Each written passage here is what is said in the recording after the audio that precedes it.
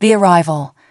The Grand Council chamber of the Zaxxon Empire fell silent as emergency alert lights flashed across its crystal walls. 12 alien council members, their gray skin reflecting the pulsing red warnings, turned their elongated heads toward the main display screen. Impossible. Elder Karath slammed his three-fingered hand on the floating control panel. No ship can enter the Beast Planet's atmosphere without our codes. But the security footage didn't lie. A small silver ship, barely bigger than a shuttle, had just broken through the swerving purple clouds of Nexus 7, the most heavily guarded planet in the Empire, the home of the ancient beasts. Magnify the image, ordered Supreme Commander Valve, her silver robes swishing as she stepped forward. The massive screen zoomed in on the landing site, where the ship had touched down near the Forbidden Caves. The council members watched in shock as the ship's door opened with a soft hiss. None of them were prepared for what emerged. A human female stepped out, her long blonde hair catching the light of the twin suns. She wore a simple black outfit with lots of pockets and carried a small backpack. The aliens had seen humans before. Their species was known for being loud, aggressive, and usually traveling in military groups.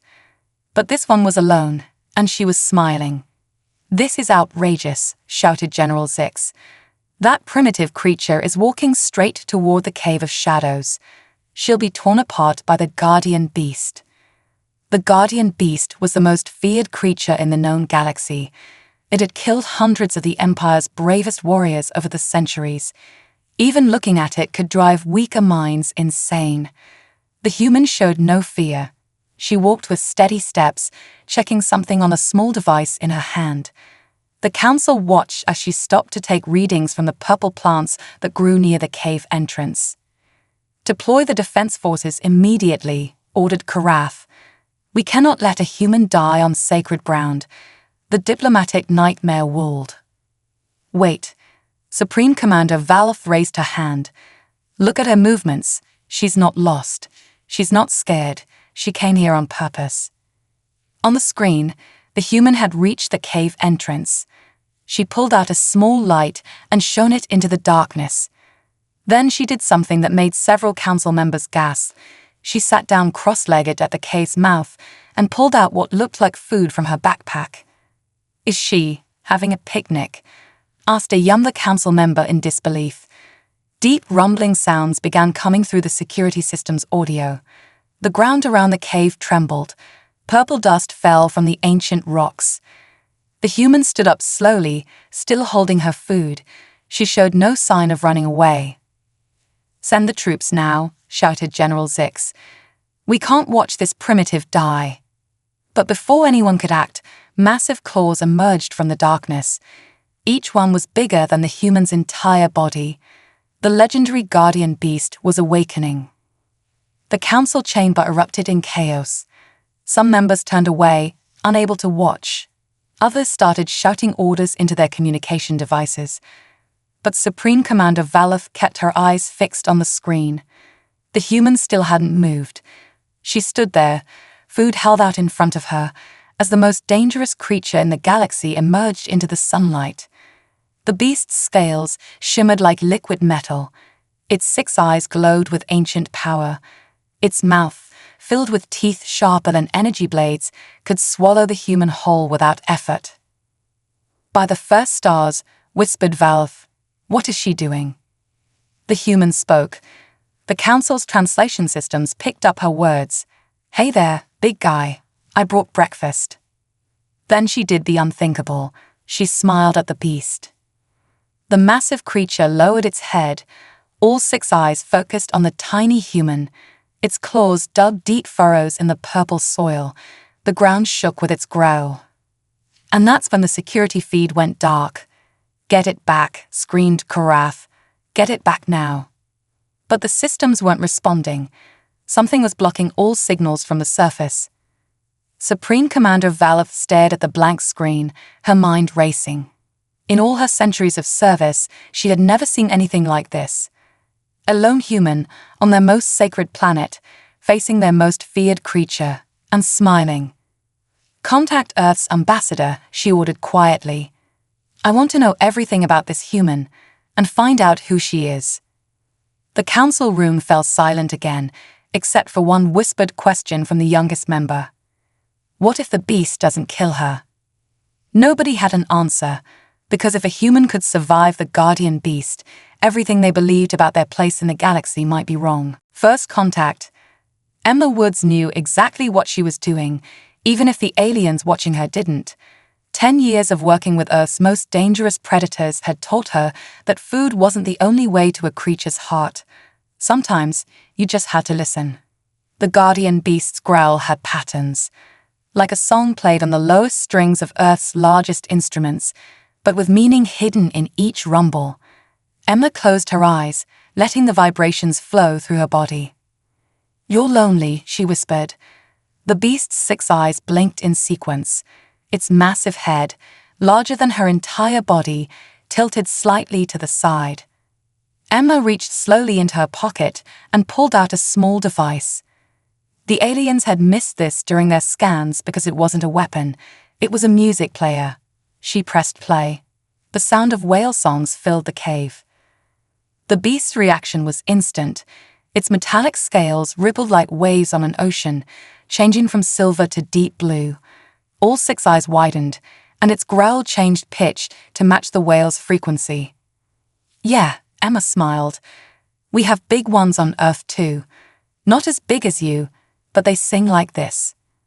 She thought back to how she discovered this place. It wasn't through official channels. Those were all blocked by the stuffy alien bureaucrats.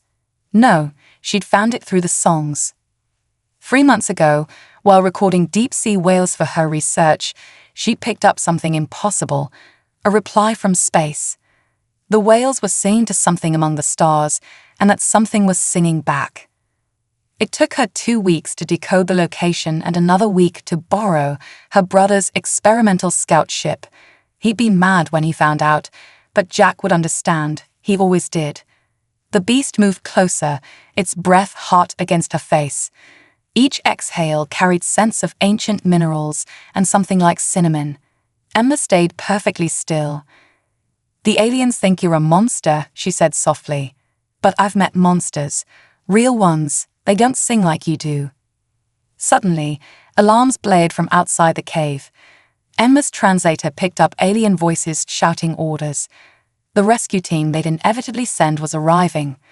The beast's scales shifted to angry red. Its claws dug deeper into the ground, ready for a fight. Hey. Emma reached out slowly. Let me show you something else. She pulled out her tablet and played a video. It showed her back on Earth, sitting calmly as a massive tiger rested its head in her lap. Another clip showed her swimming with great white sharks, then standing ground as an elephant charged before stopping right in front of her. The beast's scales rippled with new colors, greens and golds that pulsed with curiosity. See, trust works both ways. I'm not afraid of you, and you don't have to be afraid of them. Heavy footsteps approached the cave. Emma could hear the whine of energy weapons charging. The beast looked at her, then at the cave entrance, then back at her. All 6 eyes focused, and Emma felt something brush against her mind, like static electricity but inside her thoughts. Images flashed through her head. Other beasts, hidden deeper in the cave system. Hundreds of them, sleeping in crystal chambers, waiting, but not for war like the aliens feared, for something else. Your protectors, Emma gasped as understanding flooded her. The aliens think you're weapons, but you're guardians. Like Earth's shepherd dogs, but for the whole galaxy. The beast's scales turned pure gold. Emma laughed in delight. Oh, this is going to make those stuffy council members lose their minds. Armed aliens appeared at the cave entrance, weapons raised. They froze at the sight before them, a human woman standing face to face with their most feared legend, both of them seemingly in conversation. Emma turned to face them, but she didn't move away from the beast. Instead, she placed her hand gently on its massive snout. We need to talk, she said to the shocked aliens, about the real reason these caves are sacred, and about the things your ancestors forgot to tell you. Behind her, the beast began to sing. The challenge. The alien council chamber was in chaos. On every floating screen, images of Emma and the guardian beast played on repeat. Some showed her sleeping peacefully against its massive side. Others displayed her riding on its back through the purple valleys. The most shocking footage showed her singing strange earth songs while 5 more beasts joined in harmony. "She's a witch." Elder Karat's voice shook with fear. "Using primitive earth magic." Supreme Commander Valoth watched silently. In 3 days, this human had done what their civilization couldn't do in 10,000 years. The beasts weren't just tolerating Emma, they were protecting her. "Bring her here," Valoth ordered finally. "Now." When the guards led Emma into the chamber, she wasn't alone. A small beast, only the size of a large earth horse, followed her like a puppy. Its scales shimmered with playful patterns of pink and gold. "Meet Luna," Emma said cheerfully. "She just hatched yesterday. Apparently, I'm her mom now." The council members backed away in horror. A baby beast? Impossible. They hadn't seen one in centuries. "Oh, relax." Emma rolled her eyes. "Luna won't hurt anyone. Show them, sweetie." The baby beast sat down and began humming a tune that sounded suspiciously like "Twinkle, Twinkle, Little Star." "This is unacceptable." General Zix slammed his fist down. "These creatures are living weapons, ancient destroyers. They're not pets." Emma's smile disappeared. "They were never weapons. You've been wrong for thousands of years.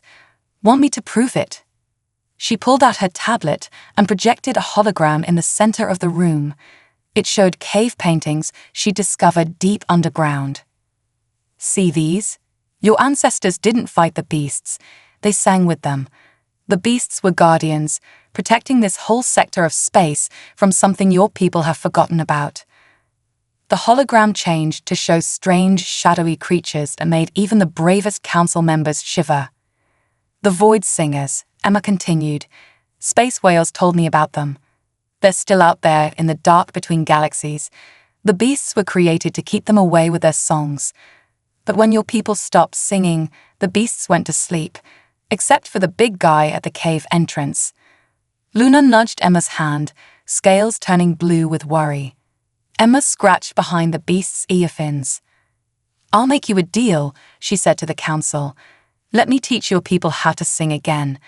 The old songs, the ones that the beasts remember. Because those void singers, they're coming back, and you're going to need all the beasts awake and ready when they do." Supreme Commander Valoth stepped forward. "Prove it. Show us these songs have power." Emma smiled. She pulled out a small flute from her pocket. "Better cover your ears," she warned. The melody that filled the chamber was unlike anything the aliens had heard before. It was earth whale songs mixed with ancient alien harmonies that Emma had learned from the cave paintings. Luna's scales began to glow like starlight. Suddenly, every piece of crystal in the room started resonating. The council members watched in amazement as patterns of light danced across the walls, forming images of stars, galaxies, and massive shapes moving in the darkness between them. Through it all, Emma played on, her eyes closed in concentration. Luna added her voice to the song, and the images became clearer. They showed the history of the galaxy, not as the aliens knew it, but as it truly was. When the song ended, the chamber was silent. "That," Emma said quietly, "was just the beginning. Imagine what we could do with a whole choir of beasts and trained singers." Luna nuzzled against her side, scales now a deep purple of pride. Supreme Commander Valoth looked at her fellow council members, then back at Emma. "When you say we..." "Earth wants to help," Emma said. "We're good at thinking outside the box. Plus, we've got experience with space whales. The Void Singers won't know what hit them when they meet a Beast Rider squadron backed by whale song amplifiers." She grinned and patted Luna's head. "So, what do you say? Ready to restart your music program?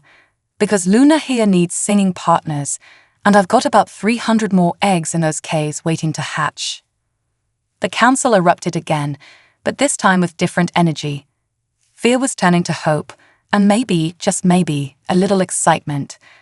After all, who wouldn't want to learn to sing with the beasts? Ancient prophecy. Nobody saw the old cleaning drone coming. It had been silently scrubbing the ancient archive halls for over 300 years, its simple AI gathering dust along with data. But when it heard Emma's whale songs echo through the crystal halls, something clicked in its ancient circuits. The drone crashed through the council chamber doors during an argument about beast riding regulations, its storage compartment glowing with strange light. "What is the meaning of?"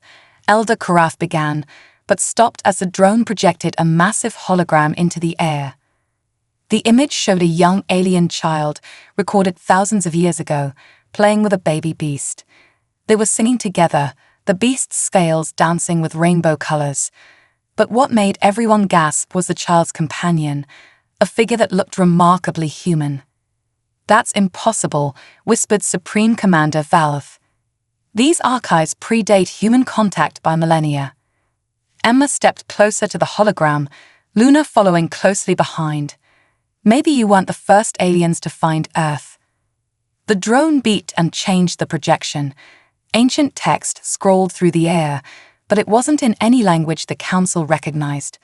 The symbols seemed to shift and move, like they were alive. "That's beast script," Emma said excitedly. "I saw it in the caves." She pulled out her tablet, comparing the moving symbols to her cave photographs. Luna suddenly stood up straight, her scales glowing with pure white light. The young beast opened her mouth and made a sound that wasn't quite singing and wasn't quite speaking. The ancient symbols began rearranging themselves. "She's translating," Emma realized. The beasts, they weren't just guardians, they were record keepers. The translation appeared in multiple languages. "When darkness sings between the stars, when silence threatens all that breathes, the sun-haired one will wake our hearts and teach the song to those who see.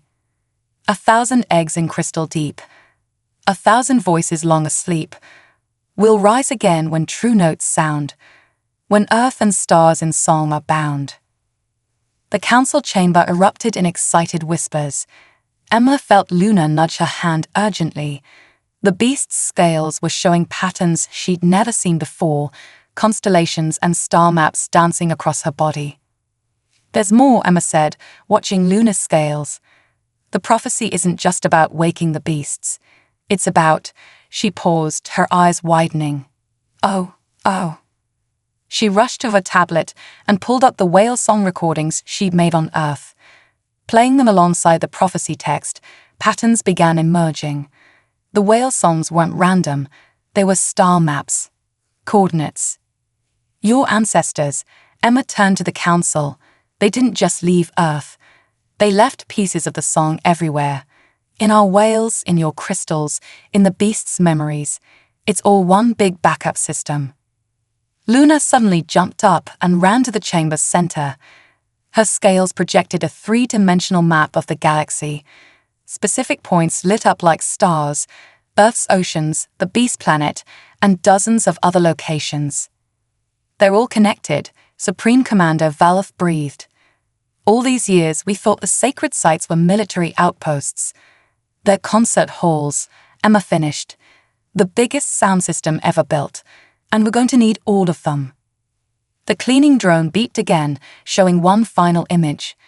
A massive dark shape moving between galaxies, heading their way. Its movements created ripples in space itself, ripples that looked exactly like sound waves. Luna pressed against Emma's side, scales shifting to a determined gold. The young beast looked up at her adopted mother and made a sound that needed no translation. It was time to wake up the rest of the family. "Right," Emma said, scratching Luna's ear fins. "We've got 3 months to create the biggest choir in galactic history. Who's ready for singing lessons?" In the deep caves below, hundreds of beast eggs began to pulse with light, responding to a song that had waited millennia to be heard again. And somewhere in the dark between stars, ancient creatures paused, sensing something they hadn't felt in a very long time. Harmony. The betrayal. Emma's singing class was going surprisingly well, considering half her students were alien diplomats and the other half were baby beasts with attention spans shorter than their tails. Luna, now twice her original size, helped by nudging the off-key singers with her snout. Remember, Emma demonstrated, it's not just about the notes. The beasts respond to emotion. Feel the song in your heart, and your scales, your voices will follow. Supreme Commander Valve, sitting cross-legged on a crystal meditation pad, was trying her best. Her natural three-toned voice actually worked well with the whale songs. The baby beast beside her had scales flickering with encouraging rainbow patterns. Nobody noticed the small drone slipping into the ancient ventilation system above them. Nobody saw it releasing a fine mist of engineered crystal dust designed to disrupt the precise frequencies of beast song. The first sign of trouble came when Luna suddenly stopped singing. Her scales turned ash-gray, a color Emma had never seen before. The young beast's 6 eyes rolled back, showing only whites. Luna. Emma rushed to her companion. What's wrong, girl? Other baby beasts began showing the same symptoms. Their scales dulled, their songs turned to whimpers. Valve's beast partner collapsed, trembling. Medical team to the singing hall. Valve shouted into her communicator, but the help would come too late. Deep in the crystal caves, the ancient eggs stopped pulsing. Their light dimmed like dying stars. Emma felt her throat tightening. The air, something was wrong with the air. She pulled out her emergency breather mask, but the crystal dust had already settled on every surface. Then she heard it, a sound so low it made her bones ache. From the main cave entrance, the guardian beast, Luna's massive parent, was crying out in pain. No. Emma stumbled toward the entrance, fighting dizziness. Luna managed to stand, wobbling like a newborn deer, and followed. They found the guardian beast thrashing against the cave walls, its scales completely black. The crystal dust had hit it hardest of all. Hold on. Emma pressed her hands against the beast's heaving side. Just hold on. We'll figure this out. Her tablet chirped an alert. The whale song detectors were going crazy. But these weren't the usual peaceful songs. These were distress calls. Whatever was affecting the beasts was somehow reaching Earth's oceans too. Luna made a sound like breaking glass. Through their bond, Emma saw what she was trying to show. The dust wasn't just disrupting their songs, it was erasing them. Ancient melodies passed down through generations were being stripped away note by note. Someone's trying to lobotomize them, Emma realized in horror. Turn them into empty shells. Valve appeared beside her, wearing a filtered mask. The eggs, they're all going dark. Generations of beasts lost in minutes. But Emma wasn't listening anymore. She was watching Luna, who had pressed her head against her parents' massive chest. The young beast's scales were changing again, not to any color, but to something else. They became transparent, like living crystal. Luna began to sing, not with her voice, but with her entire being. Her crystalline scales captured the fading songs from her parents' memory and amplified them. She was becoming a living record, storing the ancient melodies in her very DNA. That's it. Emma snapped her fingers. Valve, get me the cleaning drone from the archives, the one that showed us the prophecy. What? Why? Because it's been recording everything for 300 years, including the original resonance frequency of these caves. If we can match that frequency. She didn't need to finish. Valve was already running. Luna's crystal-clear scales began to crack under the strain of holding so many songs. The guardian beast's breathing was getting weaker. Hold on, Emma whispered to both beasts. Just a little longer. In the darkness between stars, something stirred. The void singers had felt the songs dimming. They were coming. And in a hidden chamber beneath the council hall, a group of robed figures watched their crystal dust do its work. Soon, they thought, the beasts would be weapons they could control, empty vessels to fill with their own dark songs. They didn't notice that their security feeds had stopped working. didn't see the small shadows moving through their secret base, didn't hear the tiny cleaning drones gathering in the ventilation shafts above them, their ancient memories full of songs that were about to be played one last time. The real concert was about to begin. Crisis. The cleaning drones moved like a silver river through the secret base's ventilation system. Emma watched their progress on her tablet, directing them while Luna's crystalline body continued to flicker with stored songs. The young beast was like a living disco ball now, each facet of her transparent scales holding a different melody from the past. 12 marks until void singer contact, Valve reported, checking the deep space sensors. They're swimming through space itself. Emma barely heard her. She was focused on the feed from the archive drone, which was showing something incredible. The secret society members weren't just trying to control the beasts, they were trying to merge with them. Look at this, she pointed to bizarre medical equipment in their lab. They've been studying beast-scale genetics, trying to graft them onto themselves. A weak rumble came from the guardian beast, still fighting the effects of the crystal dust. Through Luna's translation, Emma understood. The society members wanted to become living weapons, using corrupted beast songs to control the void between stars. But they got it all wrong, Emma muttered. The songs aren't about control, they're about. Luna suddenly lit up like a supernova. Her crystalline scales projected a massive hologram of space, but not as humans or aliens saw it.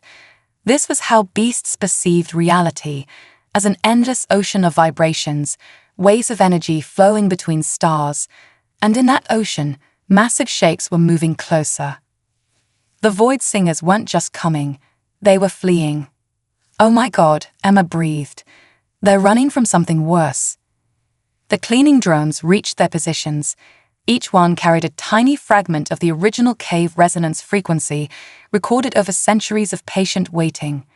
Emma looked at her tablet one last time, then at Luna, who nodded. Hit it, she commanded. Hundreds of cleaning drones activated at once. The frequency they released shattered the crystal dust in the air, turning it into harmless light. But they didn't stop there. Each drone added its own recorded piece of ancient song to the mix. The secret base's speakers, meant to broadcast control signals, instead filled with the combined music of centuries. Beast songs, whale songs, alien hymns, and even fragments of earth music all merged into something new. Luna's crystalline body began to pulse in rhythm with the song. The cracks in her scales didn't heal. Instead, they spread in beautiful patterns, like illuminated sheet music written in light. She was becoming a living transmitter. The guardian beast stirred, its scales slowly regaining color. Other beasts throughout the caves began to wake. In the egg chambers, the ancient clutches pulsed with renewed energy. But the secret society had one last trick. They activated their emergency protocol, a quantum frequency designed to shatter crystalline structures. They meant to destroy the beasts once and for all. They didn't expect Emma to start laughing. You really should have studied Earth's whales more carefully, she said into the base's communications system, because there's something really interesting about how they evolved. Luna's crystalline body took the quantum blast and did something impossible. She began to dance. Each movement transformed the destructive energy into new notes, new songs. The guardian beast rose, its scales rippling with ancient knowledge finally understood. Whales, Emma continued, didn't just adapt to water pressure and sound. They learned to use echolocation as a weapon and a shield. And guess what? Luna's dance reached its peak. Her crystalline body wasn't just storing songs anymore, it was remixing them. Combining whale defensive sonics with beast harmonics and alien frequencies to create something the universe had never heard before. Beasts are basically space whales, Emma grinned, and they've been waiting a really long time to jam. The guardian beast opened its mouth and released a song that contained 10,000 years of history. Luna's crystalline form caught it, amplified it, and sent it shooting through the alien city's crystal architecture. Every building became part of the greatest sound system ever built. In their secret chamber, the society members watched in horror as their beast scale graphs began to resonate with the song. They had wanted to become weapons, but instead, they were becoming part of the choir. And in the void between stars, the fleeing void singers heard the song and recognized it. It wasn't just music, it was a battle cry, a call to arms. Because behind them, in the deepest darkness, something ancient and hungry was waking up. Something that had been waiting for this exact moment. The real war was about to begin, and it would be fought with songs that could shake the stars themselves. Luna turned to Emma, her crystalline scales now showing images of Earth's oceans merged with alien stars. The young beast's message was clear. Time to get the band back together. Victory. The thing chasing the void singers finally showed itself. In the space between galaxies, a darkness deeper than vacuum unfurled like a blooming flower of absolute night. It wasn't just dark, it was anti-song, a force that devoured music itself. Well, that's not good, Emma said, watching through Luna's crystal scale projections. The young beast had become a living observatory, her transparent body showing real-time views of deep space. The guardian beast, now fully recovered, let out a low rumble that shook the crystal city. Through Luna's translation, Emma understood. This was the original silence, the force that the beasts had been created to fight. How long? She asked Valve. The void singers will reach our galaxy in 6 minutes. That thing is right behind them. Emma looked at her unlikely army, 1,000 newly hatched beast cubs with scales shifting between crystal and color, their songs still uncertain but growing stronger. Hundreds of cleaning drones hovering in formation, their ancient recordings ready to play. The converted secret society members, their partial beast scales now resonating with the true songs. And Luna, her beloved crystal beast, who had become something entirely new, a bridge between all species and songs. Right then, Emma pulled out her whale song flute. Time for the encore. She had taught the aliens to sing, but now she needed to teach them to dance. Because beast songs weren't just about the notes, they were about movement, about the dance of planets and stars and life itself. Everyone grab a beast partner, she shouted. Remember the quantum waltz we practiced. The alien council members, still wearing their formal robes, each approached a young beast. The creature's scales shifted to match their partner's clothing, creating pairs of living light. Luna stepped forward, her crystalline body now showing the sheet music of the universe itself.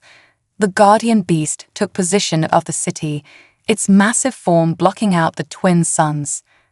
3 minutes, Valve called. Emma lifted her flute. Let's show them how Earth does a space opera. The first notes were whale song, deep and ancient. The cleaning drones added their centuries of recorded melodies. The guardian beast's voice dropped low enough to vibrate the planet's core. Then Luna began to dance. Her crystalline scales caught every note and transformed them into pure light. Each movement created new harmonies, impossible sounds that shouldn't exist. The baby beasts followed her lead, their scales shifting between solid and crystal, each transformation adding new layers to the song. The alien dancers and their beast partners moved in perfect sync, their quantum waltz generating interference patterns in space-time itself. The secret society members, their grafted beast scales now fully awakened, added harmonies that bent reality. 2 minutes. The void singers entered the galaxy's edge, their massive forms distorting space as they fled. Behind them, the original silence reached out with tendrils of anti-song. Emma's flute changed tune. This wasn't just whale song anymore. This was something she had created, a melody that combined everything. Earth's oceans, beast harmonies, alien quantum physics, and something else. Something new. 1 minute. Luna's dance reached its peak. Her crystalline body shattered into 1,000,000 pieces, but each piece remained connected by light, transforming her into a constellation in the shape of a beast. The guardian beast roared, and every crystal in the city responded. The original silence touched their galaxy's edge. And everything stopped. In the space between moments, Emma saw the truth. The original silence wasn't trying to destroy the music, it was trying to join in. For billions of years, it had been alone in the darkness, hearing distant songs it couldn't understand or replicate. Luna's constellation form pulsed once. Through their bond, she shared the answer with Emma. The original silence needed to learn to dance. Emma lifted her flute one last time, but instead of playing, she held it out toward the darkness between stars. "Your turn," she said. The original silence reached out, not with anti-song but with curiosity. Luna's constellation form shifted, creating a bridge of pure crystal light. The void singers, sensing the change, turned to watch. And for the first time since the beginning of the universe, the original silence began to sing. It was hesitant at first, like a child learning to speak. But Luna's crystal bridge translated it into something beautiful, the sound of cosmic background radiation given voice, the music of the Big Bang echoing through time. The void singers joined in, their feared songs now part of a greater harmony. The baby beasts and their alien partners danced beneath crystalline stars. The guardian beast added the deep notes of gravity waves, while the cleaning drones contributed the tiny songs of quantum foam. Emma looked at her flute, now glowing with its own inner light. "I don't think Earth's ready for this kind of concert tour yet." Luna's constellation form condensed back into her beast shape, scales now permanently crystalline, but filled with shifting colors and songs from across the universe. She nudged Emma's hand and projected one last image: Earth's whales, singing to the stars, waiting for the universe to sing back. Okay, Emma laughed. "Maybe we can start with some small venues." Above them, the original silence danced with the void singers, learning the music it had chased for so long. The galaxy had gained some unusual backup dancers, but the concert would go on. And somewhere in Earth's oceans, a whale calf looked up at the stars and began to practice its scales. After all, the next generation of cosmic musicians needed to start somewhere.